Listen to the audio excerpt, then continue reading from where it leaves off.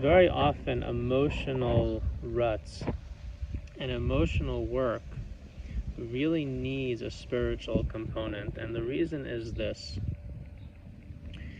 Again, by spiritual, I don't mean religious. By spiritual, I'm going to explain to you what I mean by that.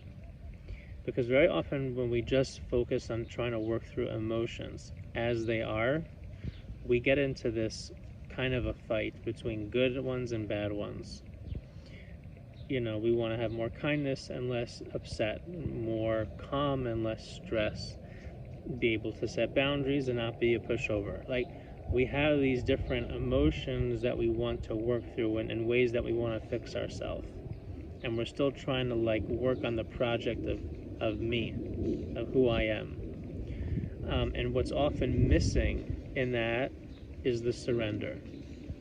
What's missing is just to let go, to embrace me as who I am, to embrace my struggle as what it is, to embrace the people in my life as who they are, and to just be.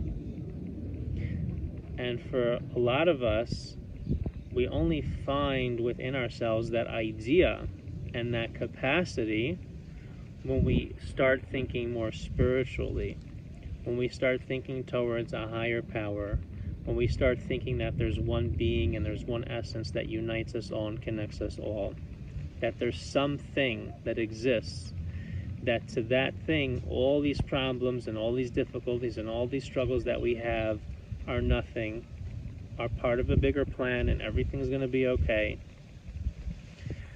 When we start thinking in that, we surrender. And when we surrender, that is actually very often what our emotions need.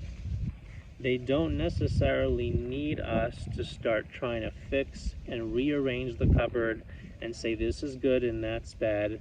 Maybe they're all okay, maybe they're all fine as they are, but maybe just what we need to find is a little bit of just surrender, a little bit of just letting things be as they are, to accept the mess of our life as it is, to accept the mess of who we are as it is, to realize that if someone created us and someone made us and we're part of this bigger plan, then us with all our faults, with all our dysfunctions, is okay. And I'm not trying to say this to suggest or to put onto you any particular religious belief or idea. What I'm just trying to give you is what I see from my experience, which is very often to be emotionally regulated, to be emotionally healthy, we need to find that place of surrender. And however you find it however you want to find it. Find it in whatever way aligns with your beliefs and your values.